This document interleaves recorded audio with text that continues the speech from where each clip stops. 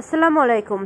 আজকে রেসিপি পেঁপে সামাই। এর জন্য পরিমাণ মতন জলে গ্রেট করে রাখা পেঁপেটাকে দিয়ে কিছুক্ষণ ফুটিয়ে নেব, যতক্ষণে সেদ্ধ হয়ে যাচ্ছে না। সেদ্ধ হয়ে গেলে জল ঝরিয়ে পেঁপেটাকে সাইড করে রেখে দেবো। এরপর কড়াই চাপিয়ে সে কড়াইটা গরম করে নেব। কড়াই গরম হয়ে গেলে তাতে পরিমাণ মতন ঘি দেবো, মোটামুটি 3 চামচ মতন দেব। 2টো তেজপাতা, 2টো লবঙ্গ এবং 2টো দারুচিনি দেব। 1 চামচ মতন এলাচের গুঁড়ো।